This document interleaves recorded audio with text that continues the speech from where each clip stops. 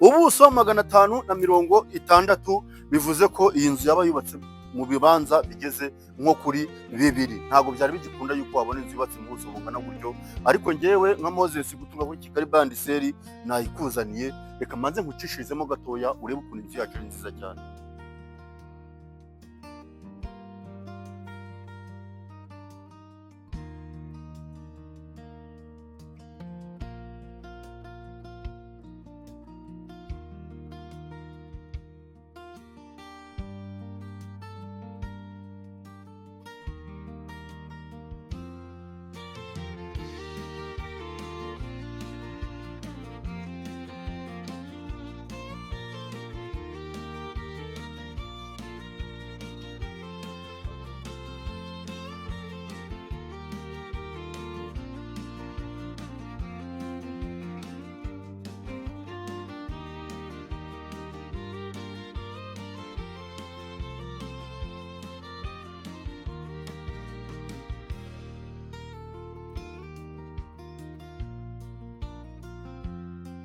Reka nongere mbonera kubasuhuza mbahe ikaze kuri Kigali Bandiseri, noneho ngende basobanurira akantu kandi ndabizi ko mumaze kukibonera. Nabikubwiye inzu yacu yubatse mu buso 560, ni hafi ibibanza 2. Inzu yacu yari hano mu karere ka Kicukiro, hano mu Ikanombe. Ikanombe ni ahantu heza cyane hasigaye hagezweho, ku buryo no hasigaye hari amazu meza cyane yubatse gutya kandi akoze neza, yubakisha amatafari ahiye, afite finissage nziza imeze gutya. Inzu yacu ifite ibyumba 4, ikagira dushe na toilette 3 mu nzu, ikagira n'ikindi cyumba gitoya cya 5 kimeze nka office, ariko igihe yisanzuye. Ariko ubwiza bwose nakubwira, uhereye hano dufite amajaride meza cyane agiye azengurutse n'amabuye arimo. Parikingi yo nkuko uyibona, imodoka 6 nizo zaba ari nkeya, kubera ko ubuso ubwabwo nakubwiye square meter zigize iyi nzu zirivugira. Ntabwo byari bigisanzwe, nta hantu na hamwe ushobora kubona inzu yubatse mu buso bungana gutyo. Dukomeza tugendana, ngira ngo design yayo muragenda muyibona, ifite rooftop nziza cyane, kubera ko iva hepfo ikazamuka ikagera n'ahangaha. Urabona ko yakakira abantu benshi cyane. Ntabwo ndibwirirwe nyiburiza, murayibona kuri kamera yanyu, ariko ni rooftop nziza cyane. Ahangaha twasanga jaride irimo ibiti biteye neza, bitari byakura cyane, ariko ubona ko bitanga isura nziza cyane, biri imbere ya chambre principale. Tukagira ahandi hantu heza cyane wakakirira nk'abashyitsi mu gihe rooftop wenda waba wayujuje.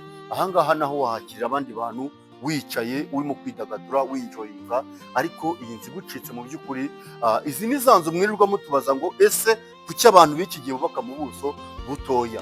Ubu njye nahisemo kuzana inzu yubatse mu bibanza 2 kugira ngo wihitiremo. Urabona ko iyo ugaraguye kamera ugahera ahantu hose, niyo uje hano ugahindukira uhita ubona ko ni White House. Ni inzu nziza cyane rero itagakwiye kugucika, kubera ko ni mu byari igiciro cyayo uraza kumva uko nibibanza aho bigeze ubundi bwabyo birahenze cyane. Tugendana ahangaha hari akajaride keza cyane, bikaduha n'inzira nziza cyane. Iyi ni inzira ijya kuri rooftop kugira ngo murayibona, ariko nanone iyi ni inzira ijya mu gikari. Ni inzira nziza cyane ngari, nabikubwiye. Uraza kugenda usanga ko buri gicikiro cyose tugenda tugeraho, uragenda usanga inzu yacu yisanzuye. Iki ni igice cyakanikwaho nk'imyenda. Inzu yacu ifite ibyiciro byo mu gikari bigeze nko kuri 3, ngira ngo muraza kubibona. Iki ni icyiciro cyo twakanikaho imyenda kinini cyane nacyo, kandi ubona ko kisanzuye ari kinini. Ariko ahangaha tugeze ku cyiciro kindi cya 2. Ahangaha tuhasanga dushe na toilette, twasanga inzu y'umukozi imwe dukunda kwita annex, ariko ubona ko ari nziza cyane. Twajya hano tukasanga stoke. Tunagendana ariko ugenda ureba ubwisanzure bw'iyi nzu yacu nakubwiraga. Herereye hano Kicukiro, Ikanombe. Ikanombe ni heza cyane, ni hafi ya kaburimbo, niho inzu yacu iherereye. Iki ni ikindi gice cya 3 cy'igikari nababwiraga, aricyo dusangaho ndetse na cuisine cyangwa se igikoni cyo hanze. Mu igikoni cyo mu nzu ushobora kuba wagikoresha mu bindi bintu, ariko ahangaha wahatekera ibishyimbo cyangwa n'ibindi bintu bikomeye. Tukasanga na lavabo ndetse n'ikigega. Yewe umwanya w'ikigega rero hari hejuru urahari, ntugire ikibazo. Tugendana mbereka akantu kandi kugira ngo igikari cyacu murakibona noneho ukuntu kingana, bisobanuye bwa buso nababwiraga. Nyamuneka kora subscribe nimba ari ubwa mbere ugeze kuri iyo channel yacu, njye nkwihera ibyiza gusa utasanga ahandi.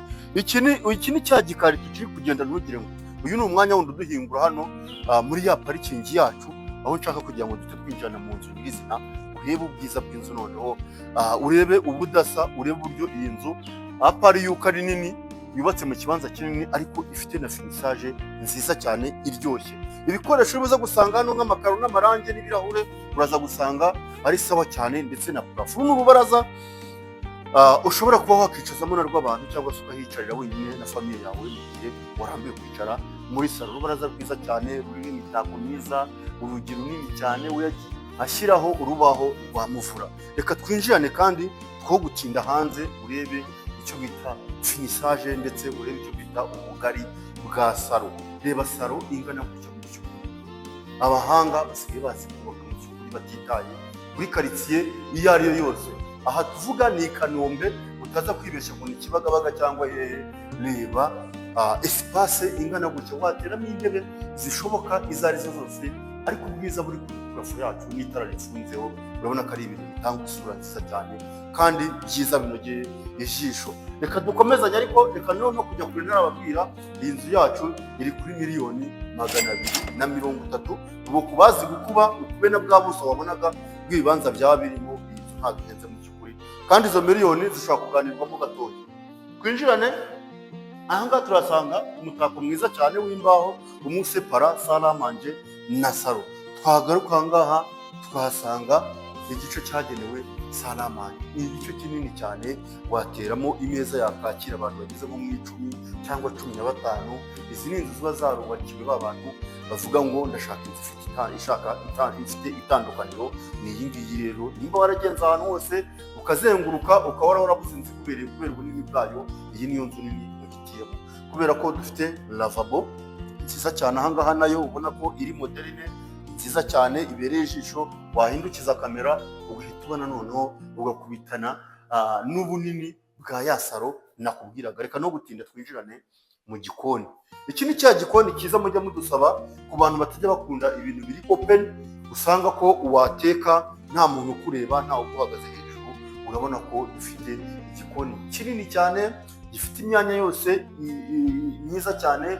Uyu ni umwanya wa firigo, umwanya wa gazi kuka, tukagira yewe na lavabo yo kogerezamo, ariko igikoni cyacu kirahagije mu by'ukuri, nta kintu ushobora kuba wakinenga.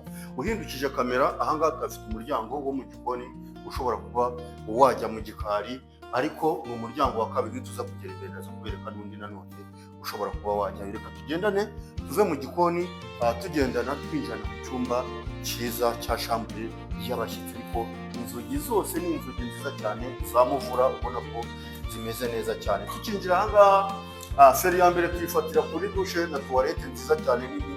Ndebera iyo dushe ukuntu ingana n'ibikoresho bigiye birimo, urabona ko inzu yose ubwayo irivugira kuri kiriya giciro twababwiye. Ndebera icyumba cyiza cyane rero cya shambure y'abashyitsi kiri hano, icyumba kigari kinini. Parafo yose y'iyi nzu igipusamo kugira ngo wumve ko iyi nzu yacu idahenze na gatoya. $230,000 ziganirwaho. Iyi nzu waduhamagara ukaza tukagufasha kugeraho ukaba wayegukana.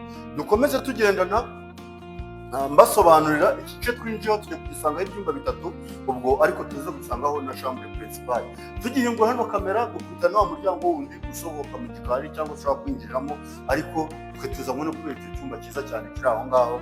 Icyumba kinini cyiza cyisanzuye cyane, kuko ubona ko ari icyumba wagira ngo ni chambre principale, ifitemo na parafo ya gypsum. Twagera aha tukahasanga dushe na tuwarete y'icyo cyumba, ariko ubona ko nayo irimo ibikoresho cyiza cyane nka lavabo ndetse na tuwarete.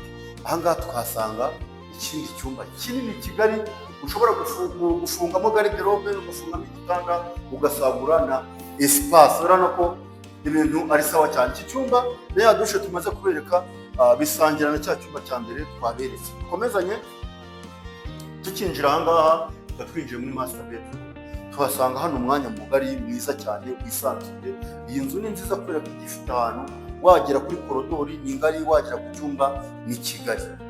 Aha ngaha rero turahasanga tuwarete, dushe na tuwarete nini cyane. Njye nakugira inama ko uramutse uguze iyi nzu wazashyiramo na jacuzzi, kuko ni ahantu hanini cyane hangana n'icyumba ubwaho. Iyi ni dushe ya chambre principale. Tugendane Ndakwibutsa ko iyi nzu iherereye i Kanombe, hano hafi rwose n'ibitaro. Tukinjira ahangaha duhita duhura na vestiaire, ariko tubanza guhura n'akantu keza washyiraho inkweto. Aka ni aka etajeri keza ushobora kuba washyiramo inkweto mu cy'ukuri. Twahindukira ahangaha twasanga garde-robe nini cyane izamuye ikagera kuri plafo, kandi ikaza ikanatambika ikaza igafunga ahangaha. Urabona ko iyi ni garde-robe nini cyane. Wowe uramutse uguze iyi nzu ibyumba 3 byonyine gusa wakongeramo garde-robe, urumva ko nta kibazo gihari. Twinjirane muri shambure ubwayo nyirizina. Ishambure nini, shambure nziza cyane, itubutse, nayivugaho byinshi, ariko nawe amaso yawe arakwihera mu by'ukuri. Nta handi hantu wari bwabone kadasiteri ifite shambure principale ingana gutya. Hari kadasiteri ziba ziruta n'ama etaje mu by'ukuri. Iyi kadasiteri wayigura ukareka etaje kubera ko yubatse mu buso bunini kandi yubatse neza cyane. Ahangaha ni designing uri kubona ahantu hagenewe nk'igitanda wenda, ariko nyamuneka iyi nzu igucitse waba nyazwe zigeze. Tunasohokana ifite umuryango ushobora kuba wasohokeramo cyangwa se ukinjiramo udaciye muri salo umaze kumenyera, ariko tugasanga hano na ofisi nziza cyane. Kwa kundi uba wicaye mu cyumba, ushobora gusohoka n'ibariko y'icyumba ugahita wicara muri ofisi yawe, akazi ukaba wakarangirizamo rwose. Reka mbonereho no kubashimira mwe twabanye. Mu by'ukuri nabagezagaho ino kadasiteri, navuga ko ari iya mbere muri iyi minsi dufite ku mbuga zose. Nimba ukunda gukurikirana amachannels, twe turi Kigali Buy and Sell, ariko iyi nzu nakuvumbuye ifite ubuso bugera kuri 560. Ni hafi ubuso, ni hafi ibibanza bibiri inzu yacu yubatsemo. Ikaba ihagaze miliyoni 430 ziganirwaho. Akarere ni aka Kicukiro, i Kanombe, hano hafi no kwa muganga, hafi na kaburimbo. Tuvugishe kuri iyo nimero uze wigukane iyi nzu, ubura uwa mbere wituriye neza cyane.